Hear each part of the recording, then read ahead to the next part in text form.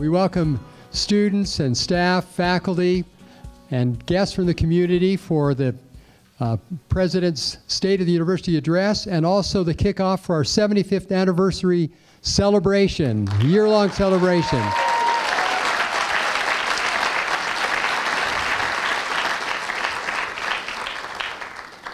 After the presidential address, there will be refreshments and t-shirts out in the atrium, just outside those doors. So be sure to go back there right after the event and join in the celebration. It's my privilege to be able to introduce Matt Holland, the president of Utah Valley University. I came to Utah Valley University about 19 months ago. I came from New York, and I had a good friend there who was, I think, on the National Presidential Advisory Board. In any event, he was involved with President Holland, with Utah Valley University. He used to talk to me about the kinds of things that were happening here and the kind of leadership that President Holland was providing. And I was very impressed with what he said, with what you all were accomplishing, with what the students here were doing, with the success that they were having, and with the leadership they were receiving, with the kinds of things that President Holland stood for and that he was trying to achieve, and that the whole university stood for, and its mission and all of those things. And it is those kinds of things that led me to come to Utah Valley University. In introducing him, I want you to know, and I've mentioned this before, but I think it's worth mentioning again, that in the year and a half that I've been working with him, I've become even more impressed with his leadership and with his vision and his commitment and his understanding. He makes extraordinary personal sacrifices for the success of our students, for the success of the university, for the quality of life that the employees all enjoy. That mission is uppermost in his mind, and not only does he make sacrifices to try to achieve those things, but he leads the university in quite a remarkable way. Leaders throughout the state, government, community, business, and other leaders throughout the state have a lot of respect for him, which allows him to make things happen for Utah Valley University that otherwise couldn't happen. But I want you to know also, in the meetings I have with him regularly in dealing with a wide variety of different issues, he is a great steward of the state's resources. He is very careful about how student tuition and tax dollars and donations from the people who trust us with their money to accomplish good, about how those funds are spent. He asks great questions. Albert Einstein said, if you have only so much time in which to address a problem, spend most of it to figure out what the real question is. Because if you can understand the question, it's not that hard to figure out the answer. And he asks great questions that further demonstrate his commitment to the mission, the wisdom that he brings to it, and his concern for everyone involved. And so it is with great pleasure that I introduce him to deliver this State of the University message and to launch really the formal celebration, year-long celebration of the 75th anniversary of Utah Valley University. President Holland.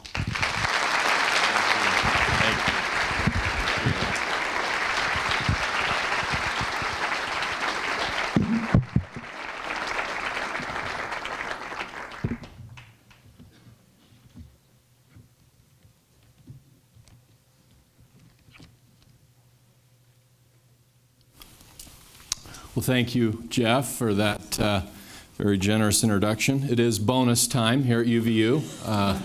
There may be some connection, just saying. It is, wow, just very thrilling to stand here and look at this group in this building, in this auditorium. I give my warmest greetings to any students who are here, faculty, staff, fellow administrators, our cabinet, members of our Board of Trustees, and our National Presidential Advisory Board, Tammy Pfeiffer from the Governor's Office of Education, others, members of the press, other community supporters and friends who are here with us today. Thank you. Everybody's busy. Everybody has a lot going on, but to take the time to be here today for this important event means a lot to me personally and to the whole institution. Today marks my 7th State of the University address, which I can hardly believe. It's also the case that this is the launch of our 75th anniversary, which has already been stated. And so today's speech does have an elevated sense of celebration and importance for me. And as a result, I think you'll see that I'm going to take a little different tack today than I have in previous remarks in this setting. So let me launch right into it. In preparation for my remarks, we combed through many files, images, and other sources of information to construct a solid understanding of our founding. In the process of this search, we made some startling discoveries. For starters, engaged learning took on importance as early as the mid-70s when our students and teachers participated in an annual motocross race. The motto was rather simple.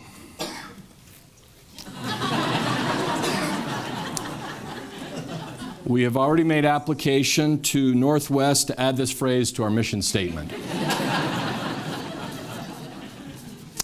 Speaking of engaged learning, although we didn't offer many arts courses at the start of our institution, even fewer international courses, we did uncover evidence of an early and enlightened commitment to Russian landscape art.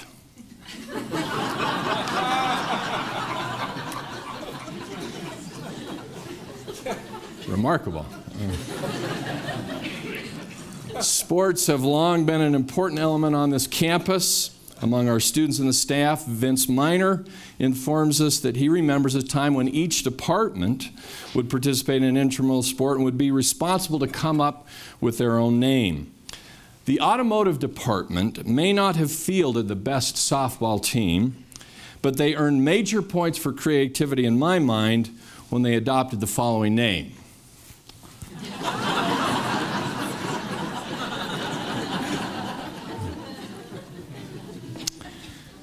As everyone knows, we hired a new basketball coach this year. Mark Pope has brought tremendous energy and excitement to our program and developed quite a following. Of course, no groupie is more devoted than Kyle Reyes. And in his enthusiasm, he's gotten a little boastful about his own skills, even hinting at an earlier era of play with Coach Pope himself. Turns out there may be some truth to the story.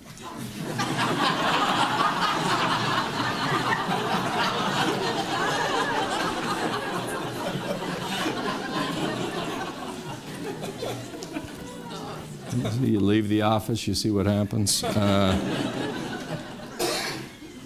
Another image that we came across that grabbed our attention was that of a newspaper clipping highlighting our Prison Learn Trade program, or PLT. What shocked us was the evidence of one of the early participants in the program.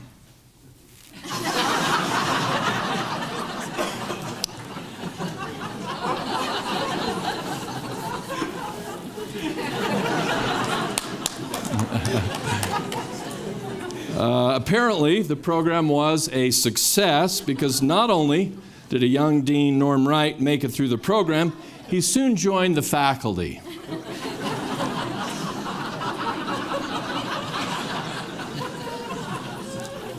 For driver's ed. Perhaps most interesting of all was his co-instructor, famous for using posters she had developed herself to help her own driving. Finally, as you know, our commitment to the community and to train first responders has been an integral part of our heritage. This image here shows one of the first fire engines that we used to train our students. Well, folks, I'm here to declare we have made some progress.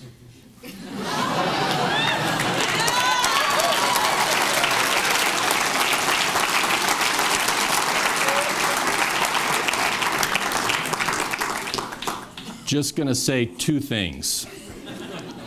Not photoshopped. The full calendar set will be out next month.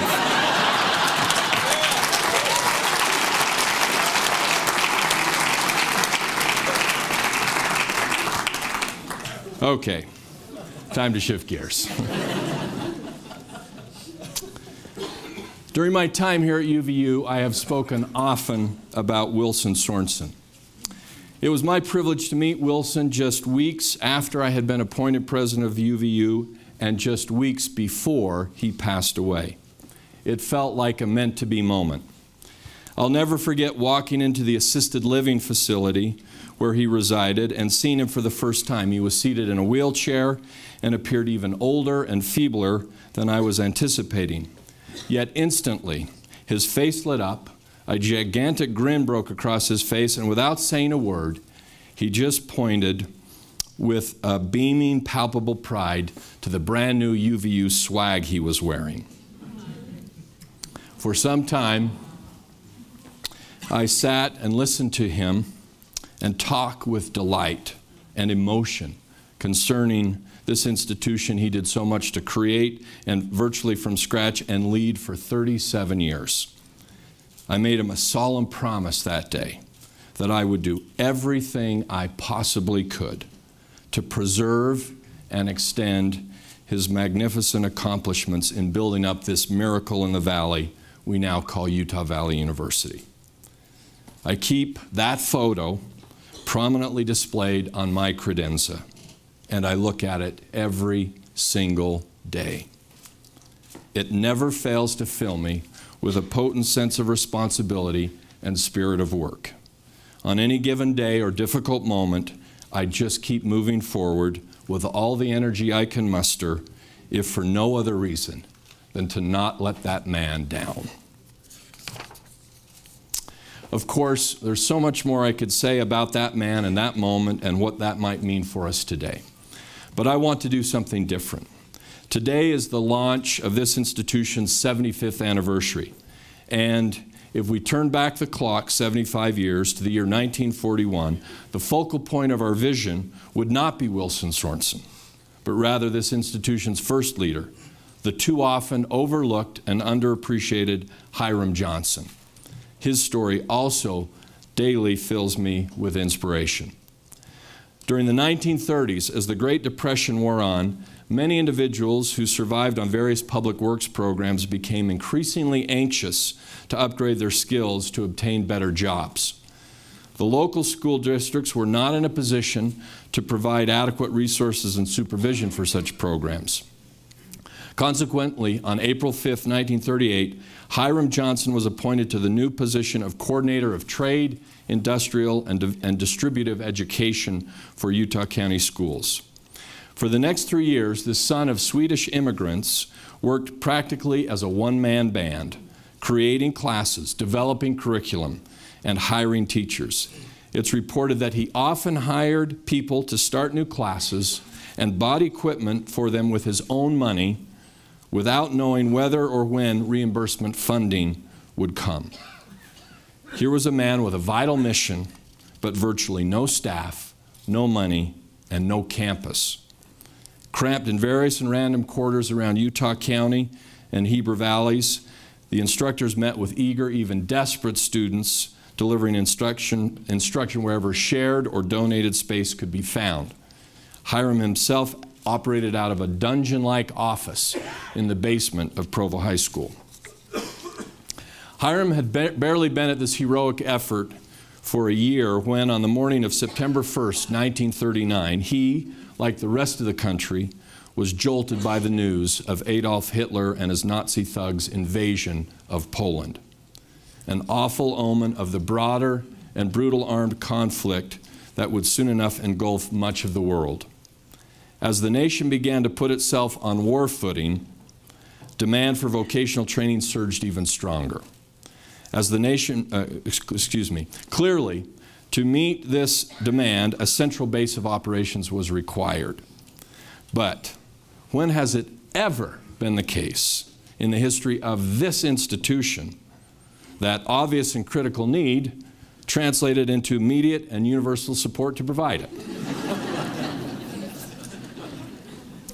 By all accounts, Many school boards and state and local leaders were either skeptical about such ambitious new educational projects or felt threatened by the prospect of redirected resources. My, how constant some things are. Only on his third try with local authorities was Mr. Johnson successful in securing the old Provo Fairgrounds as home to the school the community so badly needed. The facilities, which included former barracks used by the Civilian Conservation Corps and 2 brick exhibit halls, were unfit for use and required significant repair. With winter as deadline, students and instructors were put to work in replacing windows, rewiring buildings, welding stoves, repairing benches and tables, building furniture, even converting a pig pen into a foundry. Much of this work was performed as part of course instruction, launching what was, for all intents and purposes, this institution's first and foundational commitment to engaged learning. In any case, with that can-do, never-say-die spirit that has been in our DNA ever since, Hyrum Johnson and that first set of faculty pictured here had things far enough along so that by the end of the summer of 1941, the doors opened for what was called the Central Utah Vocational School. Since then, the institution has been on a steady, if sometimes breathtaking, climb of dynamic, physical, and programmatic development.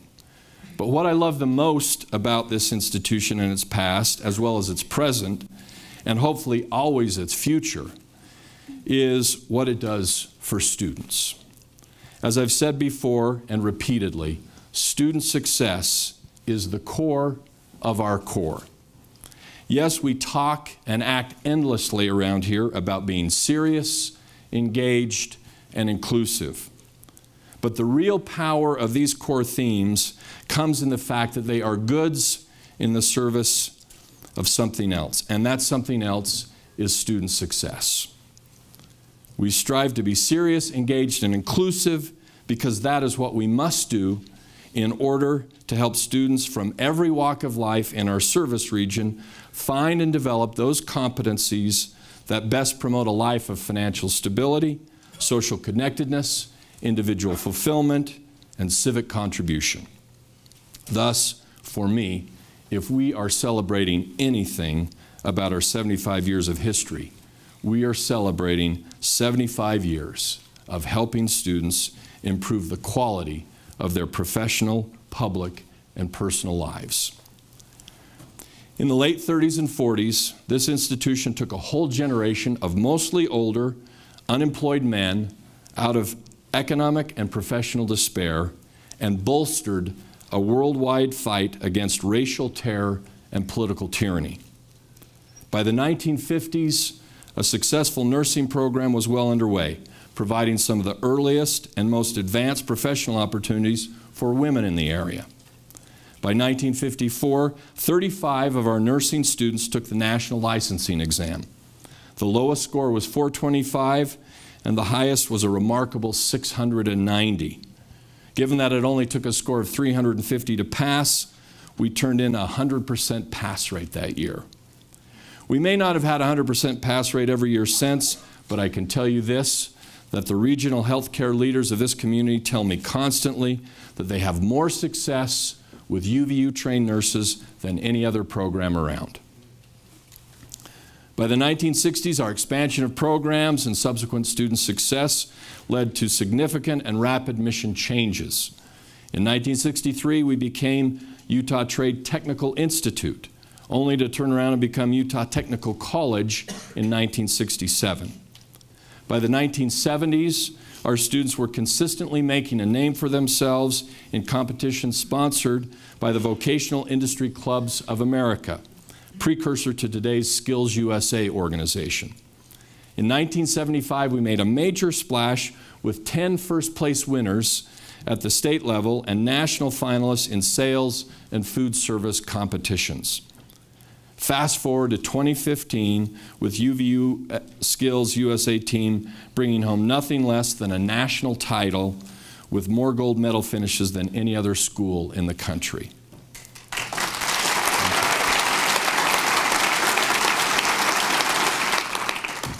In the 80s, our students really began to shine in the numerous outstanding business-related programs that had been developed. In 1983, we tied with a Wisconsin college as the top winner at the DECA Nationals competition, bringing home top finishes in areas ranging from general merchandising to hotel management to industrial marketing. These and other such successes helped clear the path for us to become Utah Valley Community College in 1987. In the 90s, UVCC began offering four-year degrees, which paved the way for us to become UVSC, or Utah Valley State College, in 1993. As a bona fide four-year institution, we began to see students succeeding in areas beyond the business, trade, and technical science that had so long been our institutional focus. Most notable of these might be the record of students running the campus newspaper, the UVSC College Times. In 1998, they took a first-place finish at a major journalism competition in San Francisco, and the year after, won the Overall Excellence Award by the Associated College Press. Of course, the 2000s ushered in the decade where we became a university, arriving at what I like to refer to as our final acronym, UVU. While much was happening on this campus academically, like our faculty earning the famed Hesburgh Award for our ethics program and our foray into graduate education with the launch of our Master's in Education, our students were also making a major mark in a variety of other ways, including athletics. It started with the girls' softball team winning our first national championship at the junior college level in 2000. It was also during this period that a consistent set of remarkable student accomplishments on the field and in the classroom, I stress, powered the fastest ever transition from junior college to Division I athletics in the country, a 7-year feat that will likely never be duplicated in the nation again. One highlight during that process for Division I status was the effort of Ronnie Price, currently a guard for the Phoenix Suns, in leading his teammates to a stunning upset victory in the Division I Professional Championship. Well, this summary of past decades is all too brief of what was actually happening on our campus. My main point is simply and quickly to offer some emblematic examples of student success in each era. Countless other examples could be shared if we had time. So, what of today? What is the current state of this university? Well, there's so much I could say about various initiatives and the brilliant accomplishments of faculty and staff. Typically, that is what I spend a great deal of time doing in this annual address. But here again, for our 75th, I hope you will indulge me as I mostly focus on our students.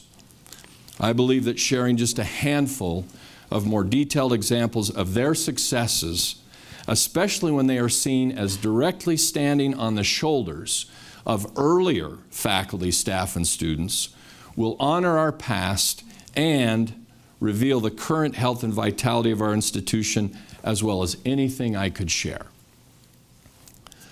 During the 1960s, UTTI, the Utah Trade Technical Institute, was living up to its name, providing first-rate instruction and opportunity for students in trade and technical education. But this was also a period of change for the institution, as it was broadening its educational mission, hiring faculty and staff with interests and abilities to provide more holistic, intellectual, and academic experiences for the students. One such hire during this time was George Tanner. Among other things, George was tasked with organizing and running the library, something that had become key with the school's expansion of its curricular offerings. By all accounts, George did a terrific job in this role, but for George, this was not enough. He recognized that even a school with limited resources and mostly focused on trade and technical education should offer something more. Specifically, he was keen on the role the arts should play in a well-rounded education. Informally discussing his passion for the arts with colleagues and students, uncovered that he was not alone. A whole subcommunity of folks on this campus emerged with similar interests and passions. George's conversations gave those interests and passions life. Soon people were gathering in the basement of the library to perform short melodramas, recite poetry, and engage in spirited discussions about both the utility and beauty of the arts in general. One of the melodramas. In 1969, inspired by the enthusiasm of these informal gatherings and discussions, George produced and directed what would be this institution's first theatrical performance, a drama by Anita Bell entitled Egad, What a Cad.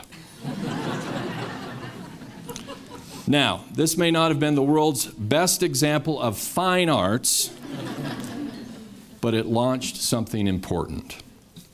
In 2013, now with a fully dedicated theater department, UVU stepped into the national spotlight by earning an invitation to the distinguished Kennedy Center American College Theater Festival. Simply earning an invitation was a rather astonishing accomplishment. Upon arrival to Washington, D.C., few anticipated that a group of students from a heretofore unheard of regional teaching university out west would stand on par with some of the nation's top performing arts programs like Yale University School of Drama, the famed Juilliard School in New York, and Carnegie Mellon, the first degree-granting drama institution in the United States. Notwithstanding our neophyte status, we took the competition by storm. Our drama, Vincent in Brixton, was honored as the outstanding production of the festival. Numerous student awards buttressed this overall victory, including outstanding performance by an actress, won by Elizabeth Golden for playing Widow Ursula. And this was no one-time fluke. Our students returned to the festival the next year, this time with a musical called Next to Normal, earning similar accolades, including outstanding production and outstanding performance by an actress, this time by Jacqueline Jones for playing Diana Goodman. This stream of successes is only fostering more exciting energy and accomplishment. Last year, Emma Belknap, a very successful high school student, shown here on the screen, was set to attend another university. But then she took a tour of UVU, quote, just for fun, unquote. Instantly, she was struck. I fell in love, states Emma. What stood out to me were the opportunities I could have here to not only be in shows, but design them right off the bat. Now here I am, a college freshman. I've already been a sound technician and a lead in a main season show. I know I made the best possible decision by attending UVU.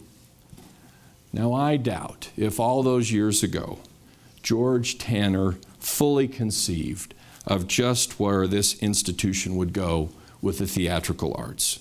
But I do know this.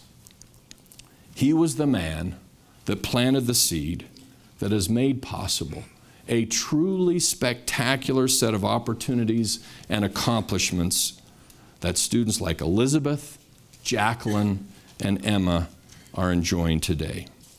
We have a few members of George's family here today. Could I ask them to stand to represent him today? Let us thank your family for your contribution.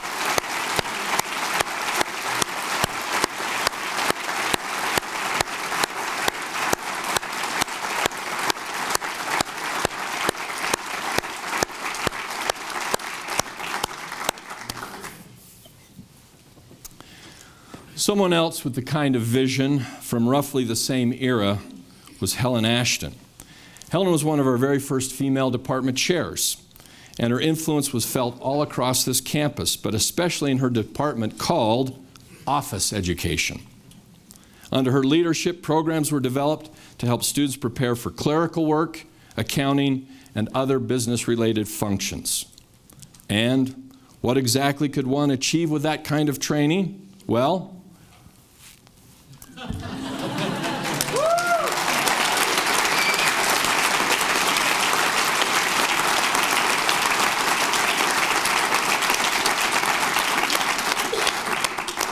just grow up to become a university vice president for starters. To this day, Linda Macon talks about the importance of the training she received in these foundational areas and the powerful influence of Helen's example of pragmatic optimism and unceasing professionalism that are now also hallmark of Linda's legendary contribution to this campus. Helen was also known for cultivating forward-thinking faculty, including folks like Fred Gimon. Did I pronounce that right? Gaiman. One day, Fred walked into class and dropped a heavy phone book on his desk. He declared to the students that the future of the phone book was limited and would soon cease to exist because of new technology. Very prescient. What was the innovative technology that would replace the phone book? According to Fred, it was the microfiche reader.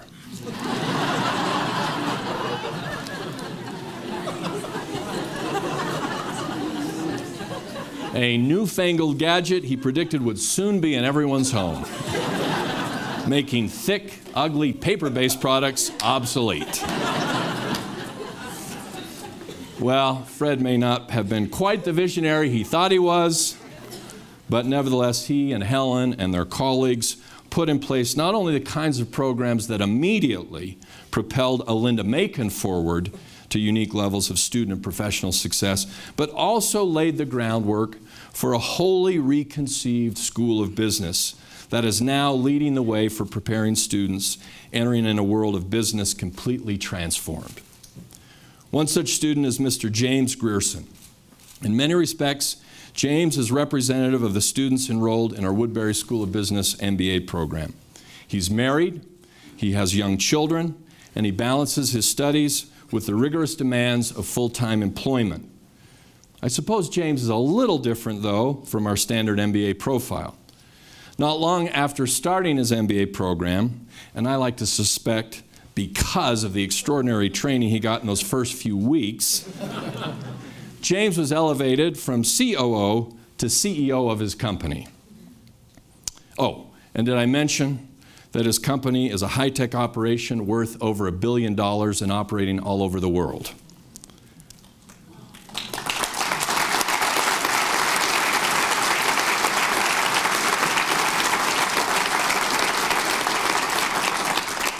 As the recently appointed CEO of Bluehost, one of the largest and most trusted web hosting services operating today, James is responsible for the satisfaction of hundreds of client companies, thousands of employees, and the quality of experience of millions of end users, likely not even aware of Bluehost's role in their commercial and online activities.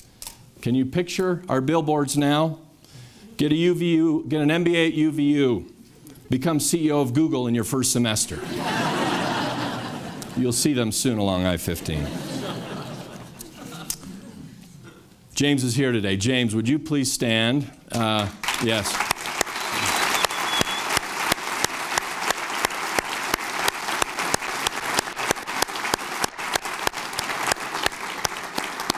And just to round out the senior management team, he's also here with David Rogers, VP of Marketing, who is also in the MBA program. David, would you please stand?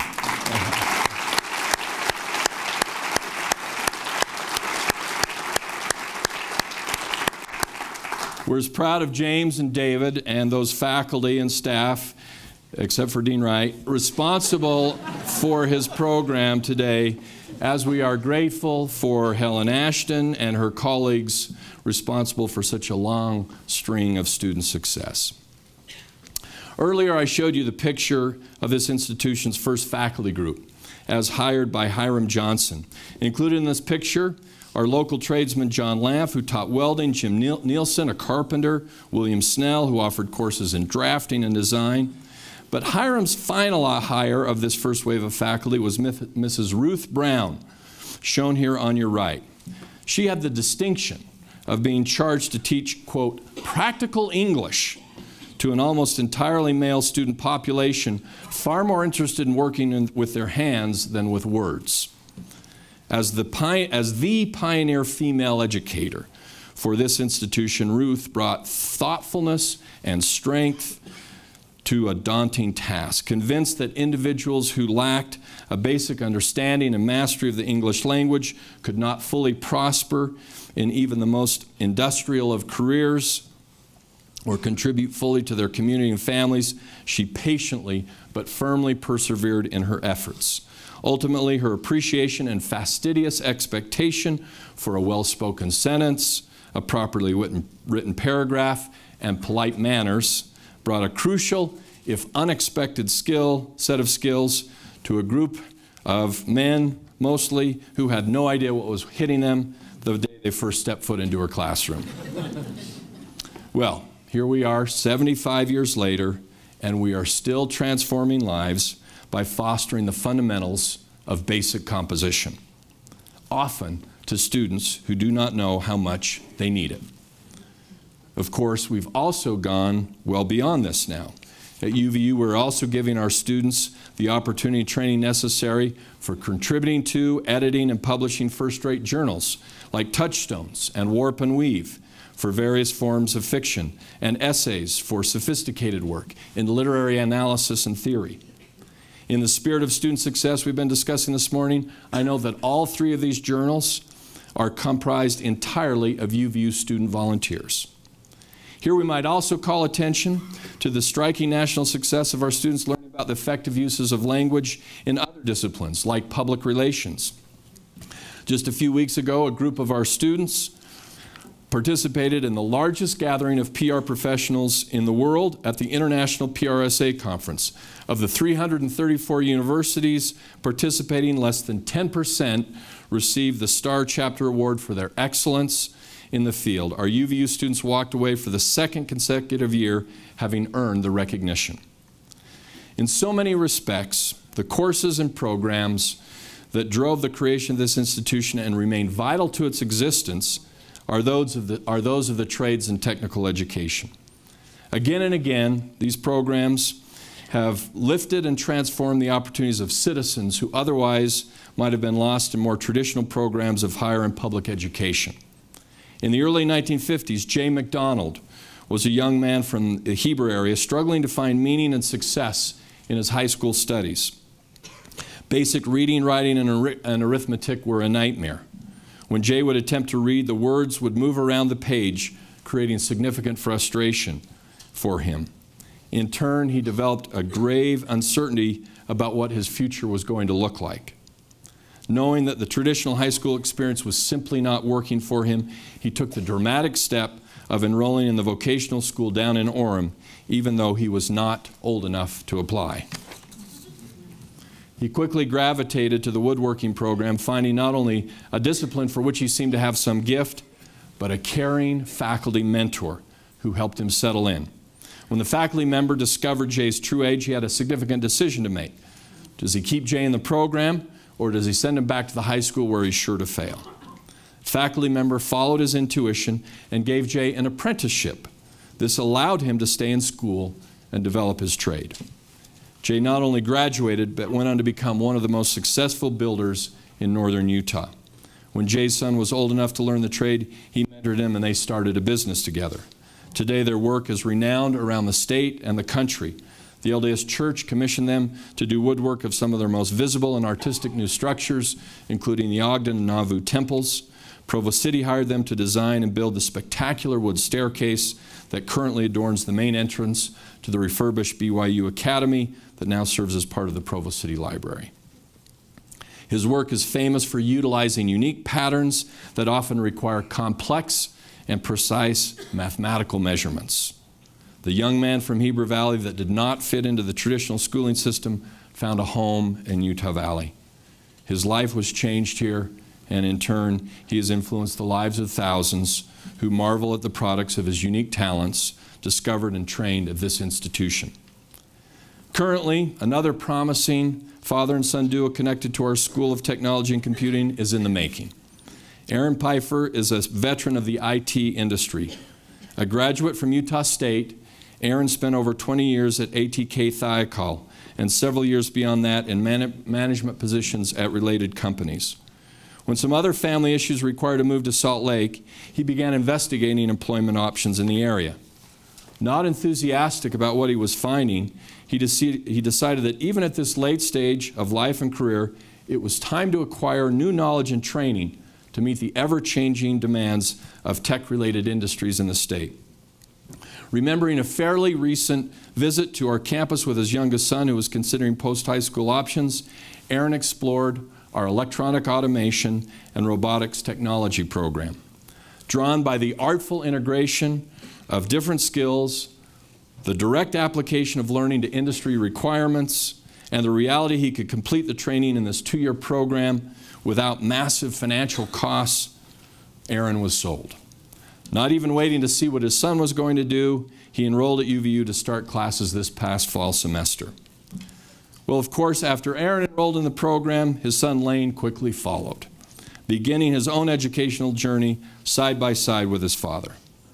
While Lane says this is a blast, for the most part, he does indicate it brings a whole new meaning to the phrase helicopter parent.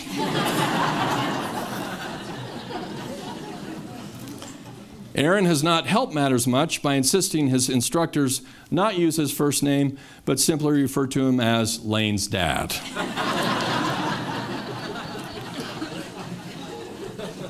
While the whole family now is feeling lifted by Aaron and Lane's present enthusiasm and future earning power, we here at UVU are perfectly content to see the walls of the Pfeiffer family home gently turn from Aggie blue to Wolverine green.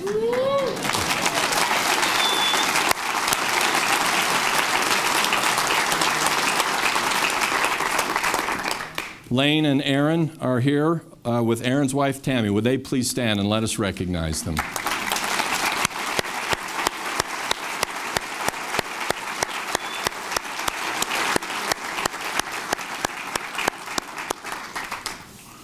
Well, I could go on, and some of you think I have. There is on this campus story after story, from discipline after discipline, in era after era, that demonstrates that at UVU, we are all about leading our students into phenomenal paths of fulfillment and achievement. If the main purpose of our institution is student success, then when it comes to the state of the university, I say that we are indeed 75 years strong. The question then becomes, what is needed in the present to maintain and build on that strength, and where are we headed in the future? Just a few brief thoughts then on each of those important topics. As we move this week into the legislative session, there are numerous issues that have our active interest and concern. But as I see it, there are 3 clear imperatives that rise to the top.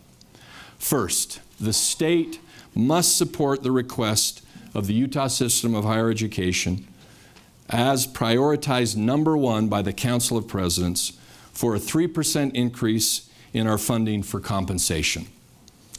Just like the private sector, we have labor markets and must stay competitive with other universities around the country and other businesses in our state. Nothing will affect the quality of our teaching and services like hiring and retaining the best personnel. And nothing affects that more than having flexible compensation dollars for a mix of cost of living adjustments and merit and retention pay. Second, the state must support the Utah system of higher education's request to fund a budget line called Access and Affordability. I was so pleased to work with my colleagues in the Council of Presidents in getting this made the #2 priority on the system's budget request. More so than any other school in the system, this funding line and formula is absolutely vital to UVU's future. Throughout our history, student enrollment has typically increased during times of economic downturn, when state tax funds are very tight or even being slashed. In the past, this pattern, in concert with other things, resulted in significant funding gaps at UVU compared with other institutions in the system. Our percentage of appropriated revenue fell the furthest, dipping below 40%. Thankfully, 2 years ago, the Regents, Legislature, and Governor's Office provided an unprecedented investment in higher education through the Acute Equity Initiative, which increased UVU's annual tax funds by $21.1 million, sharply increasing our tax fund share of revenue, as the following graph shows. Yet, Even as we celebrate and implement the programmatic improvements from acute equity funds, we must simultaneously provide a cautionary warning that currently, if you see at the end of the graph there, that currently the slope is again headed in the wrong direction. A repeat of patterns in the past will leave us ill-equipped to serve our students in adequate fashion, those we enroll today and the thousands more projected to enroll in the next 5 to 10 years. Or it will force us to dramatically raise tuition. Either way, our mission is fundamentally compromised. The access and affordability line in this year's system request would vitally provide UVU with over $1 million in tax fund support for the increased number of students we accepted this year. Third, as we've discussed, UVU is in the process of developing one of the best undergraduate arts programs in the nation. Yet we are the only school in the state that does not have a physical home for the arts. Even I'm tired of hearing me say that our Steinway pianos sit next to the hot rod shop. But what I won't tire of until it's done is fighting every single day to make a gleaming new arts building a reality on this campus.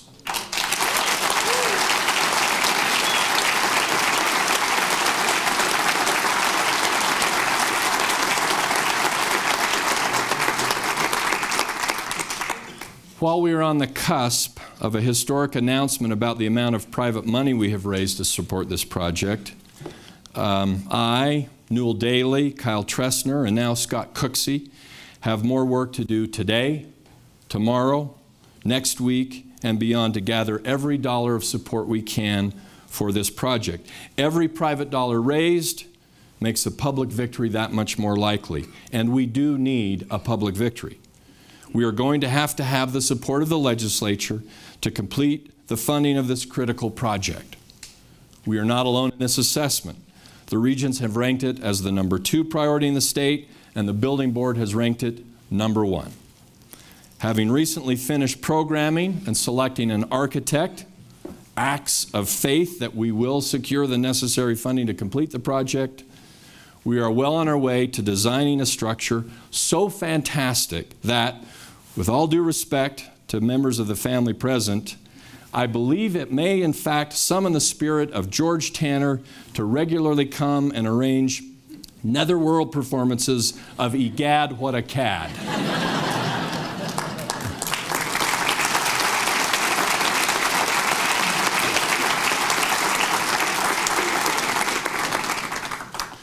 What else might we look to as key immediate projects for the university? We could look no farther than the wonderful ribbon cutting exercise we had last week for our new Veteran Success Center, an inviting and inspiring new home for thousands of our students who have laid their lives on the line for us and our freedoms. This event included an unscripted moment of salute to the institution from a World War II Iwo Jima vet that was as moving to me as any experience I've had on this campus. Soon we'll be making announcements about similar events planned around things like a new basketball practice facility and an autism center.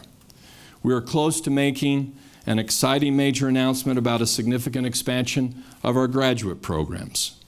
And next fall, after a series of high-profile events celebrating our 75th anniversary, our culminating moment will come in November with the full installment and unveiling of the Holdman windows in the library. This will prove, I am convinced, a work of art for the ages, gorgeously, creatively, and inclusively capturing centuries of human knowledge and expression, a most fitting conclusion to the Diamond Jubilee of this serious institution of higher learning. As for the years ahead, well, that might be more profitably discussed in detail next fall and winter as we conclude the intense phase of future planning we are engaged in at this very moment. But here are a few general contours. By 2020, you will see enrollments rise to over 40,000 students. By 2025, those enrollments will be over 45,000 students. At that point, and those points actually, we will be not only the largest university in the state by far, we will be considered among the largest institutions in the nation.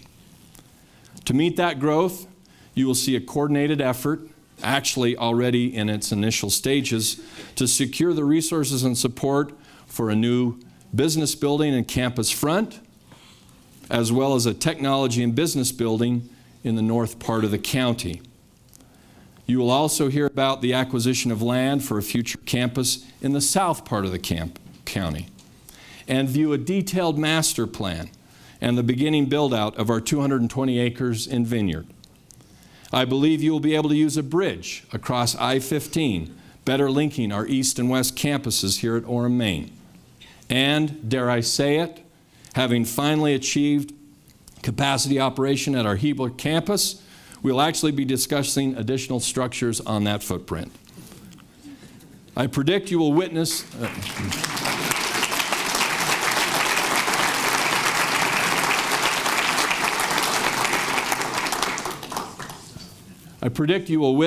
this institution's first multi-million-dollar endowments to attract and retain faculty of immense renown, yet who remain fundamentally committed to our student success mission. And best of all, you will learn of more and more stories of student success that will simply blow your mind if they don't positively burst your heart. Stories in the direction of Brian Patchett. As a teenager, Brian was kicked out of Timpview High School for his dramatic lack of academic progress, associated in part because of a challenge with undiagnosed autism. Fortunately, he got himself in gear, graduated from Independence High School by completing basically 4 years of homeschool packets in 2 semesters. He married early and started school at UVU at 20, but not long after starting, he had to drop out for a myriad of reasons, including his wife's battle with cancer. To keep body and soul together, he began working for Herger Music in Provo, fixing guitars, amps, and other musical equipment. He developed such proficiency in fixing guitars that he was hired by a local band who had just signed a deal with Warner Brothers to be their equipment manager. After a while, he figured out it would be better to have his own band. So he formed his own band and signed his own deal with Warner Brothers. When this band broke up, he decided to become a stage manager and began touring with several popular bands all across the US and the UK. But with 3 kids and a grueling tour schedule, his wife asked him to come home and reconsider careers. At 2 a.m. in the airport, just after a long flight home from Moscow where he decided he would indeed need to shift careers, he ran into his old boss, who offered him a job on the spot to fix amps and guitars. In his new job, he connected with a guitar teacher who also happened to teach physics at UVU. He so impressed this faculty member with his help on an electronics problem that the faculty member encouraged Brian to return to school and study physics. Brian's last formal math class was Algebra 1, a class he took 15 years earlier as a freshman in high school. If he was going to return to school, he decided he would want to enter directly into calculus. To achieve his goal, he immersed himself in algebra and trig books and ended up testing into calc. Brian's initial plan was to enter UVU and then transfer to the U. So he wasn't perfect, okay? But after making significant significant connections with faculty members, advisors, and other support staff here, he decided to stay. He's formed an especially fruitful connection with Professor Timothy Doyle. Together, they have researched acoustic levitation, or acoustic suspension in fluid. This research has produced a device to improve cancer research by enhancing how certain cells are detected and understood. Brian's academic accomplishments have recently received international acclaim. The Acoustic Society of America just held its annual international conference. As near as he can tell, Brian and his team of fellow classmates were the only undergraduate team that presented at the conference. Sandwiched between tenured professors from Oxford and Harvard, Brian stole the show by presenting findings and results that some of the best labs in the world have not been able to achieve in the field of acoustics levitation. After the conference, the ASA released Brian's presentation as one of only 5 presentations from the conference submitted to the national press. What is Brian's next step? Finish his undergrad degree at UVU. Brian, will you take a moment to let us stand and let us thank you for your accomplishments?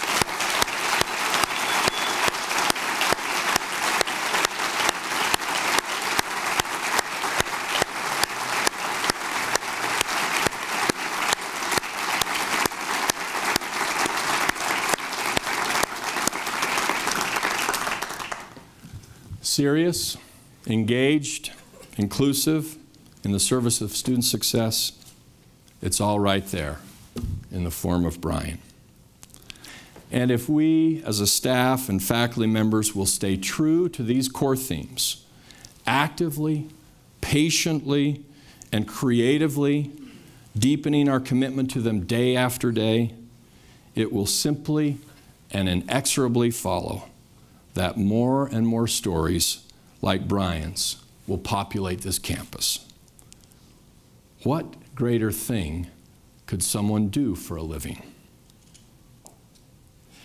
Of course, I'm not naive to the fact that some days, as we each settle into the particular role that we play here on campus with all of the challenges that inevitably come with life, especially life in a public institution, it may be difficult to see and be inspired by these singular stories of student success. On those days, my friends and fellow colleagues, join me in remembering Hyrum Johnson.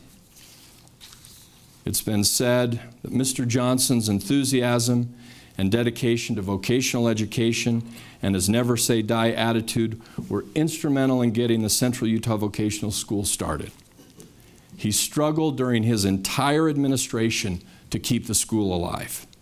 He received rebuffs and witnessed indifference from superintendents of schools and school boards of the area. Many times he would return to his office disheartened because of the lack of support he received from the various school districts and agencies. But he could not be discouraged or turn away from his charted course. He was a man of vision who could see what education could do to change the lives of people and to provide for present and future needs for the community. He was a tireless worker. He believed in education totally and was disappointed that others did not always share his enthusiasm. He became so engrossed in the development of the school that his health was in jeopardy toward the end of his administration. He was fighting for a great cause, and this is one of the main reasons the college is where it is today. Ladies and gentlemen, I am not asking you to break your health in the service of this institution. I believe those kinds of sacrifices are now behind us and are probably illegal. But what I am asking you is to catch and keep the spirit of Hyrum Johnson. On those days when things seem to be going wrong, don't panic. Keep going. Be happy and work hard. There will be setbacks and problems and challenges. That's true of any work, and it's especially true of great work. Look to the long game. This institution has a trajectory and destiny that is so much greater than any one area, project, or person. Think of where we've come from and think of where we are today. Now, just imagine where we are going. Our present is so much grander than our past, but it's not nearly as grand as our future. Our best days and finest accomplishments are ahead of us, not behind us. And so, day in and day out, let us keep a little bit of Hyrum right by our side, whispering to us, keep going, give it your best.